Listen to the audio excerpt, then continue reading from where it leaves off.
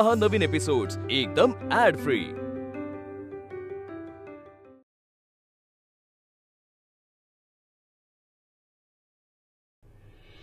वेद भाऊंच्या घरच्यांना मी फसवलेलं नाही। रेणुकाताईंना भाकर येत नाही म्हणून लग्न मोडणं योग्य आहे का? त्यांचं दोघांचं प्रेम आहे एकमेकांवर आणि त्यांचं लग्न व्हायलाच पाहिजे। मी येते, मला बरीच काम आहे। वा वा, छान सारंग।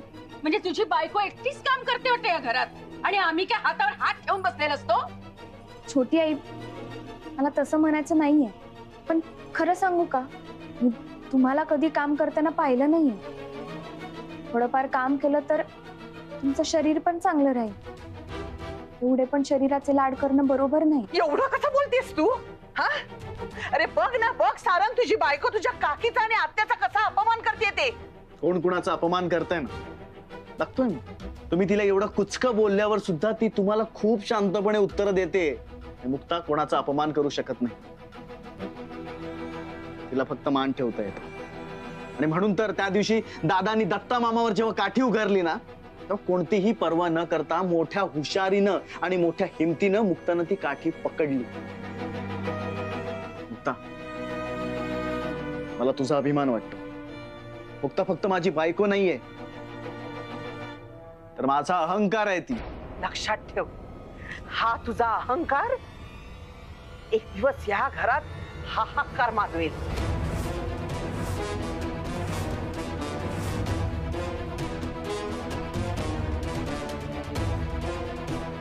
आर्या या घरात सून म्हणून आली असती ना, जे काही राडे होत आहेत ना घरात ते झालेच नसते। आर्या तुझी बायको असती ना, तर या घराची इज्जत वाढलीच असती आणि दोन्ही घरं एकत्र आली असती ना, तर घरातला व्यवसाय सुद्धा मोठा झाला असता। आणि या मुक्तानं या घराचं भविष्य आणि वर्तमान दोन्ही गोठवून टाकलंय। काकी, ह्या घरात जर आर्या सून म्हणून आली असते ना, तर तू आता तिचे पाय चेपत बसली असतीस आणि आत्या तिचे बूट पॉलिश करत राहिली असते। तुम्हा दोघींना जसा पैसा समजतो ना, तसं माणसं कळली असते ना, तर खूप बरं झालं असतं। घे घे, तुझ्या या बायकोला डोक्यावर घे आणि नाच। जाऊ दे काकी।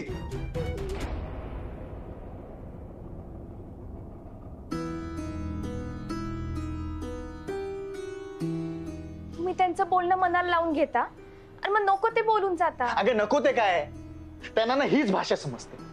अगं त्यांनी माझ्या समोर तुला काही बोलायचं आणि मी ऐकून घ्यायचं, हे असं मला सहन होऊ शकत नाही मुक्ता।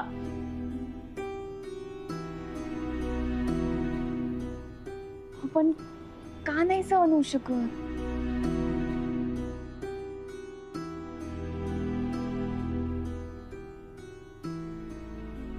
कारण प्रेम आहे ना माझं तुझ्यावर। अहो, काय करताय तुम्ही? सोडा। खूप प्रेम करतो मी तुझ्यावर, तू पण म्हण ना। काय काय? नाही नाही, आता नाही, तुम्ही सोडा। मग ऐक ना, परत एकदा हनीमून व्हायला पाहिजे ना। मागच्या वेळी हनीमूनला गेलो होतो ना, तेव्हा जास्त मजा आली नव्हती। हो का? ठीक आहे, तुम्ही दादांकडून परमिशन घ्या, मग आपण जाऊ। ती तर मी घेईनच। अगं मुक्ता, नाही मिळणार। अगं Mukta, I love you. Mukta, I love you.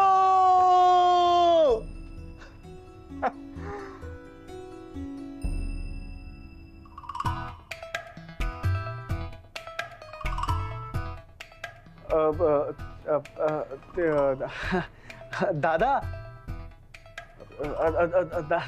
दादा तुम्ही कधी आलात?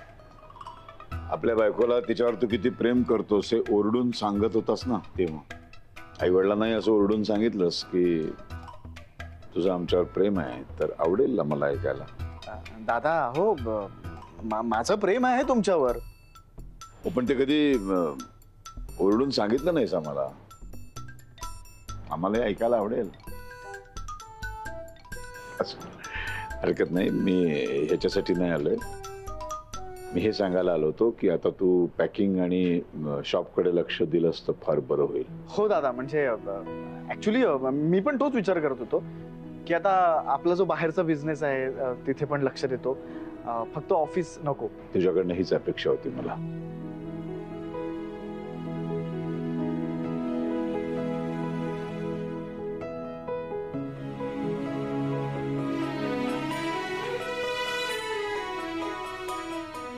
मग तू ते विकत मिळत असते ना यार.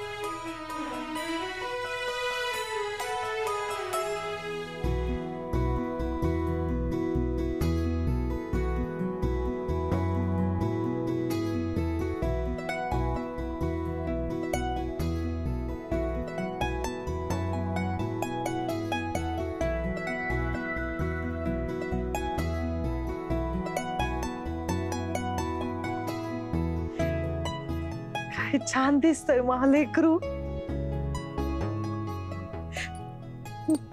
कुणाची नजर नको लागायला.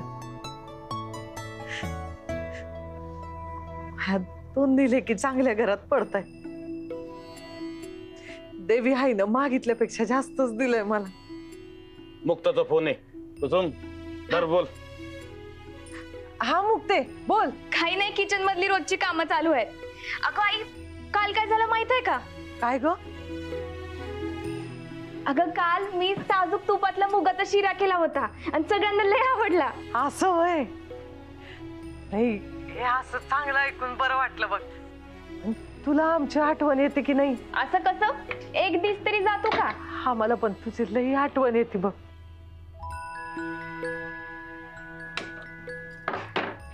आई आम्हाला पण लय वाटते. बरं बरं बाकी सगळं ठीक आहे ना? वा अगं इकडे सगळं ठीक आहे, सगळं आनंदात आहे. बरं आई, काल अजून एक मोठी गोष्ट घडली. काय ग? आपल्या रेणुकाताईंना वेदभाऊच्या घरचे बघायला आले होते लग्नाची बोलणी करण्यासाठी. तर दादांनी मायाबद्दल त्यांना सांगताना या घरातली लक्ष्मी सरस्वती आहे असं सांगितलं. काय सांगतेस? हो, मोठे मालक आपल्या मुक्ताला पाहुण्यांसमोर लक्ष्मी आणि सरस्वती म्हणले. मग आता आता आपल्या लेकीची खरी ओळख त्यांना व्हायला लागली. मुक्ते पण तू जरा सावध राहा बरं का. नाही म्हणजे त्यांनी कौतुक केलं असलं ना तरी आम्हाला जरा काळजीच वाटते. आई आता काहीच चुकीचं घडणार नाही. मी हे घर तुटू पण देणार नाही. मी ठरवलंय. बरं आई, भक्ती कुठे आहे? मला अण्णांनी सांगितलं की तिला संगमनेरचं स्थळ आलंय. इथंच आहे भक्ती. थांब तिला फोन देते. मुक्ताई. हा मुक्ताताई, एवढी मोठी झाली माझी बहीण.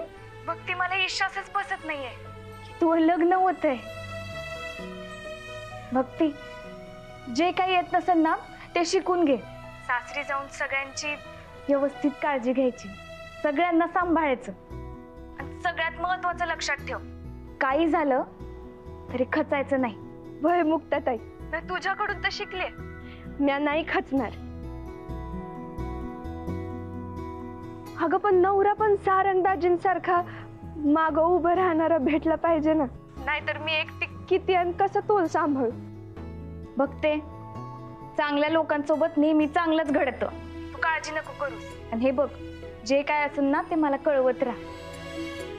आता फक्त जमलं हे ऐकायची उत्सुकता आहे.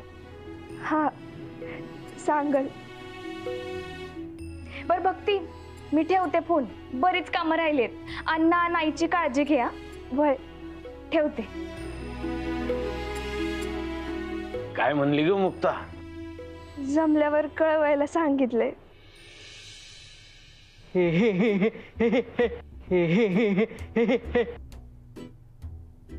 ए गजा इकडे. तू काय हसतोयस? तुझं लग्न झाल्यावर बिचारा कांती शेटचं कसं होणार? तू तर नेला आता.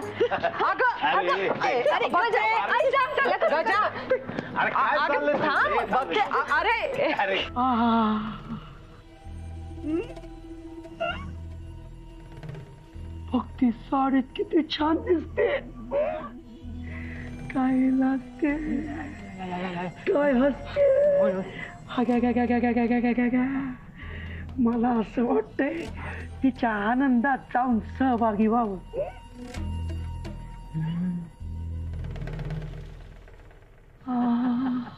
हो, सगळी तयारी सुरू आहे. तुम्हाला यायचंय बरं का लग्नाला? हो, हो, असं नाही हो. करत चालणार नाही. सारंग, सांग ना. नंतर बोलूया नंतर बोलूया. या सगळं नाही, दोन दिवसात ही वेळ येणार की नाही? अरे काय चाललंय? काय अरे मेंढ्यांचं कळप बरा तुमच्यापेक्षा. काय झालं एवढं? नाही म्हणजे दादा, आम्ही तुझ्याकडे एक महत्वाचा अर्ज करायला आलोय. अर्ज? हो. कसला? बोला. मी कसं आहे दादा, हा. मला म्हणजे आम्हा सगळ्यांचंच असं म्हणणं आहे की आता रेणुकाला घर गृहस्थीचं सगळं जमलं पाहिजे नाही का? म्हणजे घरातली कामं सगळी आली पाहिजे. हो, कारण उद्या लग्न होऊन त्या तिकडं ते सासरी गेल्यानंतर तिकडचे लोक म्हणतील की अरेच्या या मुलीला तर बोलणी करायला गेलो तेव्हा सगळंच येत होतं आणि आता कसं काय काहीच येत नाही. आपण तोंडावर पडू ना मग. बरोबर आहे, पण हे मी तिला आधीच सांगितलेलं आहे, सगळी घरकामं करावी लागतील. हो दादा, पण मी तयार आहे. मी शिकायला पण तयार आहे. पण ही लोक फक्त स्वयंपाकापर्यंत नाही थांबली. यांनी न संपणारी लिस्ट बनवली आहे. बघायची तुम्हाला? एक मिनिट, दाखवते लिस्ट. थांबा, मी दाखवणार दादांना. आणि यातल्या काही गोष्टी महत्वाच्या पण आहेत, ते पण समजायला पाहिजे. हे बघा. अरे ही काय वाण्याची यादी आहे का? बघा ना तुम्हीच. मी काय म्हणते, तुम्ही लांबीवर जाऊ नका. त्यात काय लिहिलंय ना ते एकदा वाचा ना. मुक्ता, त्यापेक्षा तू दादांना वाचूनच दाखव ना. हा चालेल, मी वाचून दाखवते. सकाळी लवकर उठणे, आंघोळ करून तयार होणे, साडी सहज नेसता यावी म्हणून रोज साडी नेसणे, पूजेची थाळी सजवणे, देवपूजा करणे, देवीची आरती, शंकराची आरती, गणपतीची आरती, अनेक प्रकारांची मंत्र पाठ करणे, लग्न होईपर्यंत इंग्लिश गाणे ऐकू नये, पोहे, उपमा, कांद्याची, बटाट्याची भजी, इडली, डोसा, हिरवी चटणी, सांबार हे सगळं शिकून घेणे. आत्तासाठी एवढंच आहे, जसं सुचन तसं मी लिहित जाईन. आणि हा, मुख्य म्हणजे गॅस चालू बंद करायला शिकणे. वय ते जास्त महत्वाचं आहे. दादा, कशी वाटली लिस्ट?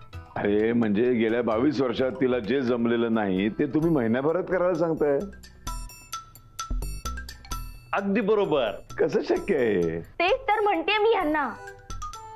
अहो दादा, ऐका ना. आता तुम्हीच असं म्हटल्यावर कसं होणार? आता महिन्याभरात तिचं रूपांतर मुलीतून सुनेत होणार आहे. अरे काय बोलतोस? रूपांतर करायला हे काय नाटक आहे का?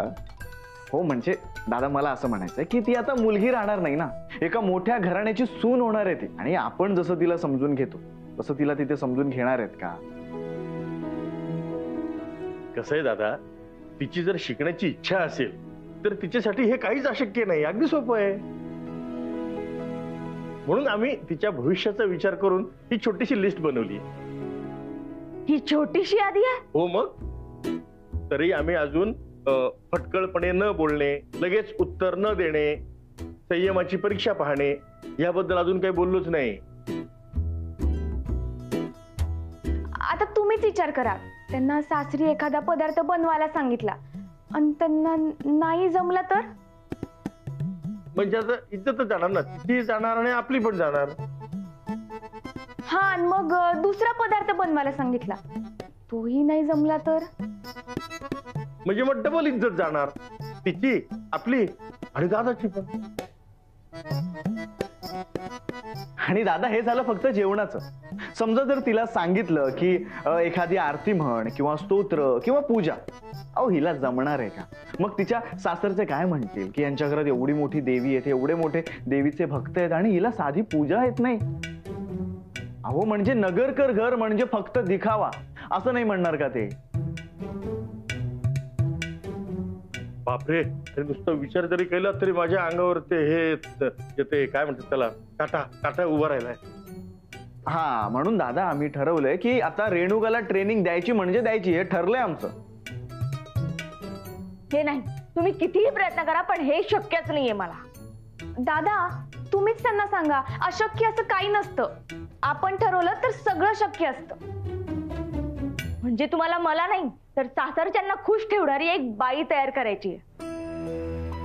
नाही रेणुकाताई, तसं नाही. पण आता काही लोकांच्या काही अपेक्षा असतात, त्या तर पूर्ण करायला पाहिजे ना. आणि बाईच्या वाटची कामं बाईलाच करायला लागतात. आता आपला समाज एवढा पुढारलेला नाहीये की पुरुष आणि बाई वाटून कामं करतील किंवा मिळून कामं करतील. हा, पण आपल्याला आता एवढं तरी समजलंय की वेदभाऊंच्या घरचं आणि आपलं घरचं बऱ्याच बाबतीत सारखे आहेत. पण तुम्हाला इकडं जेवढा स्वातंत्र्य मिळालाय तो तिकडं नाही ना मिळणार. पण तुम्ही त्यांना सासू सासरे न समजता त्यांच्याशी आई वडील म्हणून वागलात ना, तर ते पण नक्की तुमच्याशी मुलगी म्हणून वागतील. हा, पण एवढंच आहे की पहिलं पाऊल हे बाईलाच उचलायला लागतं.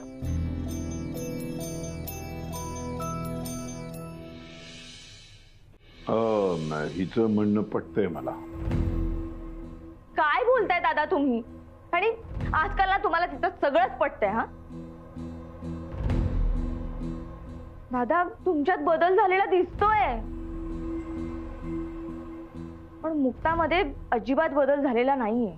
काय ग, ही बोलते ते खरं आहे? तू बदललेली नाहीयेस? अहो, चुकीच्या कडून बरोबर कडे जाणं म्हणजे बदल. तू कधीच चुकत नाहीस ग, कायम बरोबरच असतेस. अहो, तसं नाहीये. पण दादा, तुम्हीच सांगा, मी रेणुका त्यांच्या बाबतीत जो विचार करते तो चुकीचा आहे का? नाही, बरोबर बोलते रेणुका. हे सगळं तुला महिन्याभरामध्ये शिकून घ्यावंच लागेल. एवढं कसं शिकायचं? आणि माझं पार्लर शॉपिंग हे कधी करायचं मी? अगं रेणुका, त्याच्यासाठी एक महिना कशाला पाहिजे? अरे वेड्या, महिना पण कमी पडेल. अरे वा, क्या बात आहे. सगळे इकडेच आहेत तर. वेद इथे. हा, ये लवकर. ऍक्च्युली मी दादांना त्यांना भेटायला, त्यांच्याशी बोलायला आलो होतो. पण मला छान वाटलं सगळ्यांना इथे बघून. हाय रेणुका. काही घडलंय का? नाही, काही झालं नाहीये, पण आता होणार आहे. वेद, तुझ्यामुळे ही सगळी माणसं या रेणुकाला रेणुका बाई करायला निघालेत. आणि ही सगळी तुमची कृपा आहे बरं का.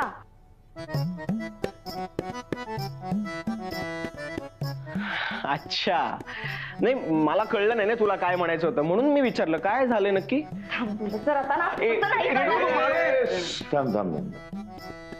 तू मला भेटायला आला होतास ना? हो. हा, बोल, काय काम आहे? हा, दादा, बाबांचं आणि आमचं घरी बोलणं चालू होतं की आमचेही मोजकेच पाहुणे असणार आहेत, त्यामुळे कशाला उगाच मोठा हॉल बुक करा ना. तर मला असं वाटत होतं की आपण लग्न इथेच करूयात, तुमच्या घरी.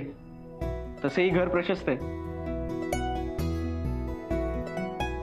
घरी केलं तर मलाही आनंद होईल, म्हणजे माझी काहीच हरकत नाही. आणि तुझ्या वडिलांना सांग, जे काही बोलायचंय ठरवायचंय ते सरळ माझ्याशी फोनवरनं बोला आणि ठरवा. तुझ्या मार्फत नको, ते वाईट दिसतं. या सगळ्या मोठ्यांच्या गोष्टी असतात, त्या मोठ्यांनी एकमेकांबरोबर बसून बोलूनच ठरवायला पाहिजेत. आणि आता आपण विरोधक राहिलेले नाही, त्यांना म्हणावं आता व्याही झालेले आहोत आपण. आणि खरं तर त्यांचं तसं काही म्हणणं नाहीये, पण तरी मी तुमचा निरोप सांगतो त्यांना. हा दादा, ऍक्च्युली माझ्या आत्याला आणि आजींना रेणुकाशी बोलायचंय. बोलू दे की मग. चांगलीच मज्जा आहे रेणुकाची. हो, म्हणजे त्या मावशी, आत्या, काकी त्या पण रेणुकाला काही ना काही प्रश्न विचारणारच ना. हो, म्हणजे आत्या आणि आजी दोघी वडील आणि काकांसारख्याच आहेत. 4-5 प्रश्न तरी विचारतील. वेद, तू ना आता काय गेलास काय? काय भाषा आहे? होणारा नवरा आहे तो तुझा. बरं, हे तुमच्या बहिणीला घेऊन जा बघू. चल ताई. हा हा हा, चला चला चला चला पटकन. अरे आपण आत्तापासूनच तुझं ट्रेनिंग लगेच सुरू करून टाकू. एक मिनिट. वेदला सुद्धा सोबत घेऊन चला. त्याला समोर बसा आणि माझ्या संयमाची परीक्षा घ्या. मी कशाला? काय संबंध?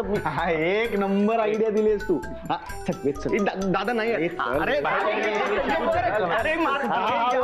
नको ना. चला.